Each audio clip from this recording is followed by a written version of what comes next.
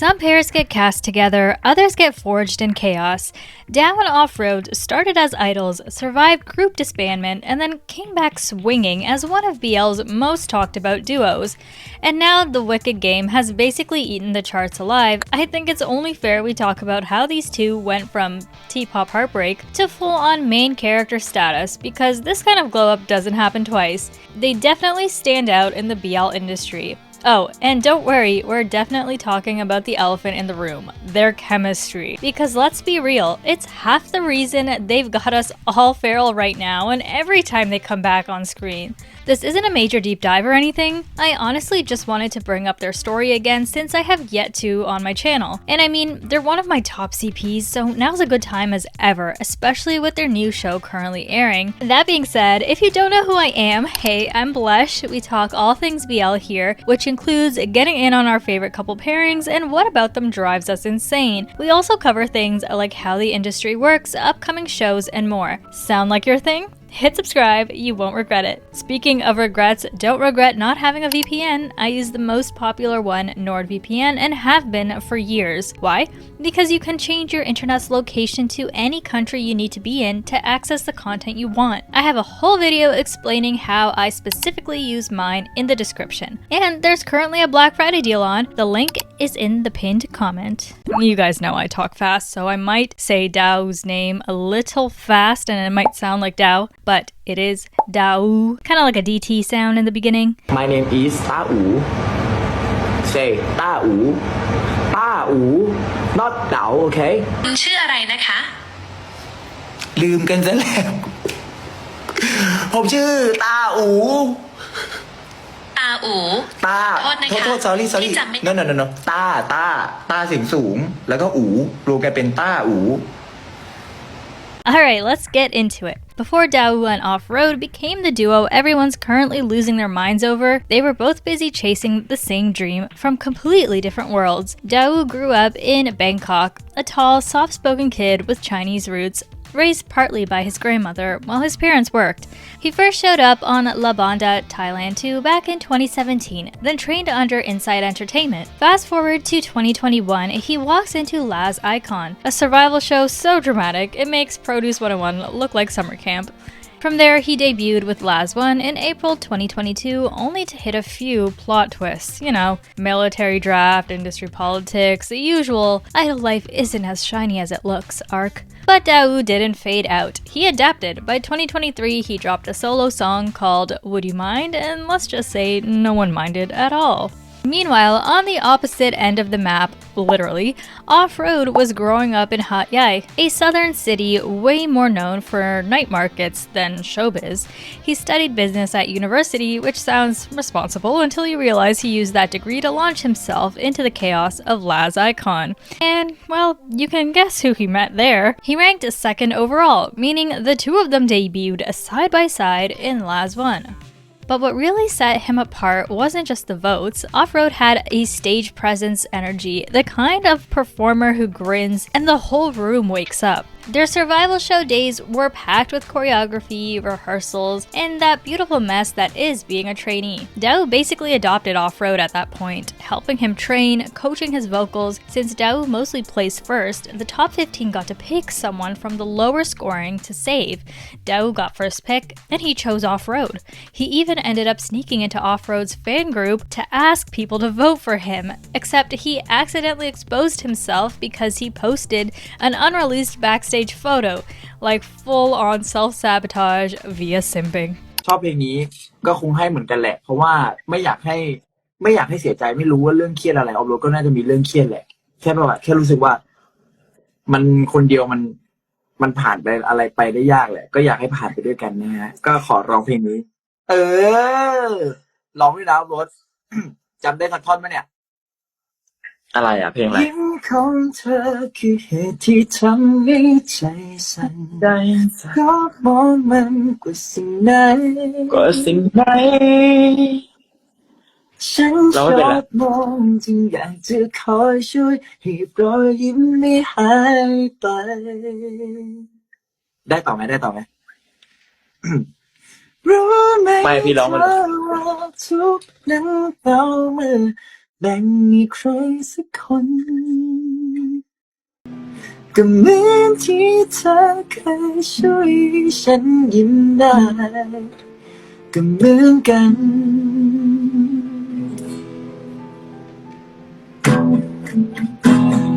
เหนื่อยมากมาย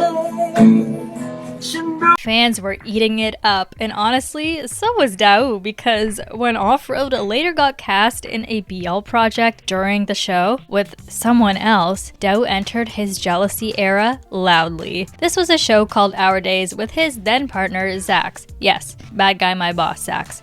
And yeah, let's just say Daou did not take it well. During lives, he would constantly grill Off-Road about whether he had any kissing scenes, visibly losing composure when the topic came up. ไปกินข้าวกันคัพเปอร์ก็มีเฮ้ยใช่เหรอเลิฟซีนด้วยเหรอมีเลิฟซีนด้วยเหรอ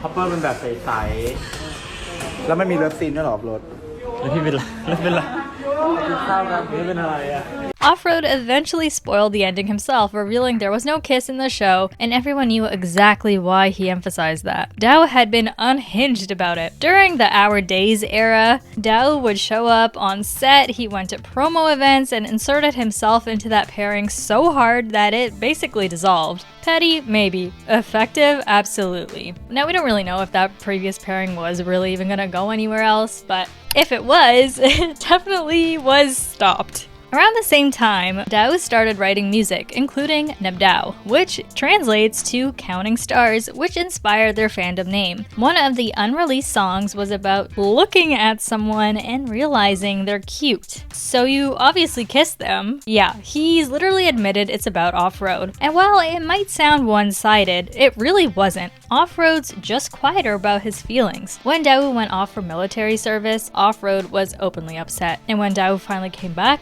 yeah, the reunion had boyfriend soft launch energy. They didn't know it yet, but the end of Last One wasn't their finale. It was the setup for their next act.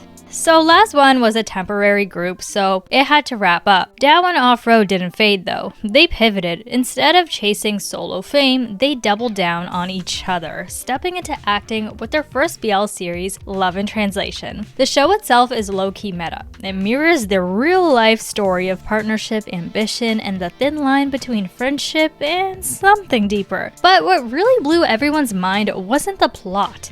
It was the chemistry, because listen, episode 6, if you know, you know. That scene, besides the talking bits, wasn't scripted at all. Everything you saw, the tension, the pause, the "this isn't acting anymore" moment was completely natural. And like this Reddit post is titled, they apparently improvised mostly, which explains the random fingers in mouth part. Yeah, if you have not watched Love in Translation because you think it might be a cliche plot or something, please just watch it for their chemistry.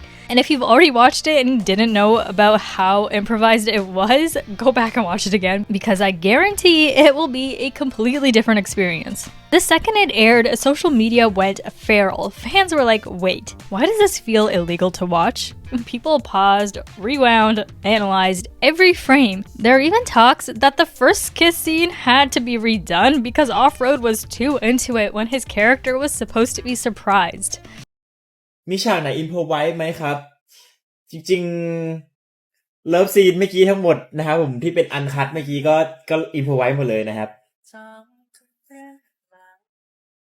เอาถ้าเราเป็นบทมันให้1 ล้านเลยยะมันก็แบบไม่ธรรมชาติสิครับมันก็ต้องอินโพรไวส์ไงเลิฟซีนจังหวะกับปากคือเขินมากเลยครับโหอันนี้ก็อินโพรไวส์เหมือนกันครับพี่อู๋ส่งอะไรมาผมก็รับหมดเลยครับชอบโพซิชั่นการวางมือมันดูไม่เก่งเพราะว่าเราอินโพรไวส์กันจริงๆครับคือผมอะแค่บอกกับพี่ต้าอู๋ว่าก่อนเริ่มซีนใช่ไหมผมบอกว่าพี่ส่งอะไรมาผมจะรับไว้หมดเลยแบบพี่ส่งมาแค่นั้นแหละที่2 คนแสดงดีมากๆฉากส่งมาในสิ่งที่พี่อยากจะส่งให้ผมก็แค่รับในสิ่งที่พี่อยากให้ผมแค่นั้นเลยครับมันก็เลยเกิดมาเป็นซีนที่ทุกคนเห็นกันไปข้างต้นนะครับแอคชั่นกับรีแอคชั่นแค่นั้นเองนะครับผมแรงมาแรงกลับไม่โกงนะครับบท กล้องวงจรปิดอะครับจริงๆกล้องวงจรปิดนั้นเป็นอยู่ในบทหนูเก่งมากเลยไม่ว่าฉากดราม่าอยู่ในบทครับแค่นั้นเลยครับว่าเราต้องแบบว่าพี่กล้องวงจรปิดกูลบได้แค่นั้นนอกนั้นคืออิมพอไว้หมดเลยนี่นะลูกเขาบอกเขาเคลมของเขาว่าที่ทุกคนเห็นทั้งหมดมันคือแค่ต้าอุ๋ย 20% นะครับผมถ้าเขา 100% เขาจะแบบแผ่วพาวกว่านี้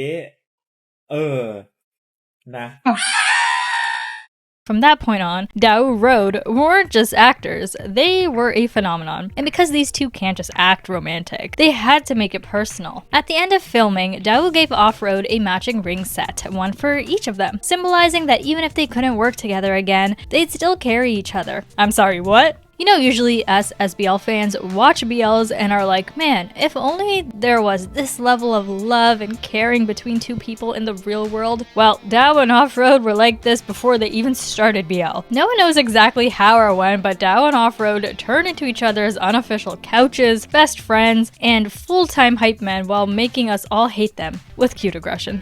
It's a complicated feeling. Every week, the fandom dissected scenes like it was AP literature, and every interview added fuel to the fire. The chemistry was so believable, it started feeling invasive to watch, like we'd accidentally tuned into someone's actual relationship. Series wrapped, rings exchanged, and a bittersweet goodbye. Although we may not get to work together again, they wouldn't trade their time together for the world. It was the perfect ending to a story that wasn't supposed to be real, except it was. Because while Love in Translation faded from screens, something else was quietly brewing. A project that would test whether their connection would outlive the hype. A few months later, DaouRoad reappeared. New story, new tone, same impossible chemistry, and this time, it wasn't about discovering love, it was about holding on to it. This was a century of love. Yep, so less than a year later, Daou and Offroad were blessing our screens once again. If Love in Translation was fire, Century of Love was a slow burn that followed, all warmth and ache and quiet devotion. In the 2024 series, Daou and Offroad play two lovers separated by time itself. One lives in the past, the other is in the present, their stories unfolding through reincarnation and fate's worst sense of timing. Century of Love took everything that made Love in Translation feel electric and turned it intimate. Their characters weren't just falling for each other anymore, they were already in love and trying to protect it. It's quite funny seeing Daou play the tsundere type because after everything we just went through with them, at least we know he's a good actor. This series was shot more like a traditional Lacorn, and boy, was that fitting because these two obviously just stepped out of one. This past year we've seen a flood of like supernatural and mystical BLs, but early 2024? Most studios were still thinking about doing it while Daou and Offroad were already delivering. The genre itself was already a standout at the time, and with their chemistry driving it, let's just say fans definitely watched it more than once. And because the universe loves symbolism, there was one more full circle moment. Daou lost his ring, the ring, during a live performance. But when Century of Love wrapped, Offroad surprised him with a brand new matching one, San style, aka Daou's character from Century of Love, not San from ATEEZ.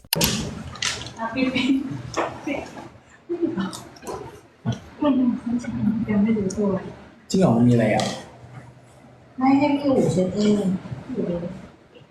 ไปแล้วครับบ๊ายบายพรุ่งนี้อุ๊ยเธอคนเดียวเท่านั้นที่ใจอะไรอ่ะอะไรอ่ะอะไรอ่ะ This was the era where DaouOffroad stopped being just a pairing and became a fixture. Their bond wasn't a storyline anymore, it was legacy level, the kind of duo people talked about in the same breath as iconic and inevitable. เขามาเอามาอวดผมหลายคนบางคนแต่งงานมาแล้วแหวนเพชรมาอวดผมเหรอแล้วเราก็ชอบอวดแหวนเหมือนกันปะโอ๊ยผมไม่อวดนะโอ๊ยผมไม่อวดนะ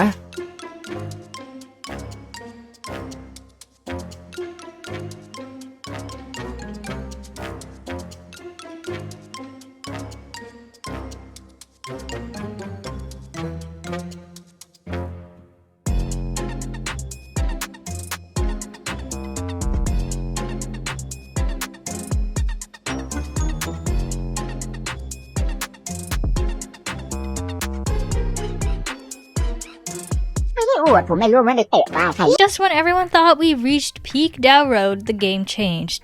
Literally, the wicked game. And this is where we currently are in the duo's timeline. The series itself marked a tonal shift.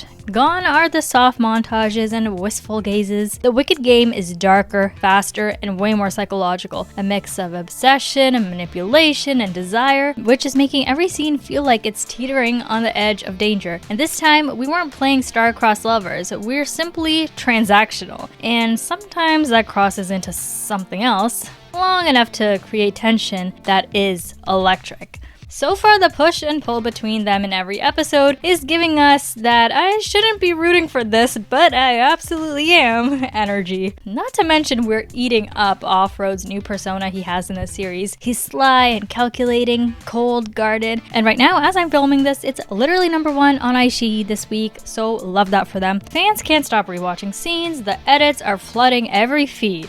I'm not mad about it. Anyways, they're far from rising stars at this point, they are the standard. And that being said, episode 5 airs literally today, and boy, it's getting messy. You can probably guess what my night's going to consist of. Spoiler, popcorn chaos, and DaouRoad giving me secondhand emotional damage. But that's okay, because I know in real life, Dao and Offroad love each other unconditionally, and even though this episode is going to be rocky, I'm going to sit through it with a smile on my face. Let me know how you guys are liking the show so far. Which one is your favorite DaouOffroad series? And what do you want to see them do next? Do you have a favorite DaouOffroad moment that just lives rent-free in your head? There's a few that do in mine. Anyways, I will see you guys in the next one. Bye!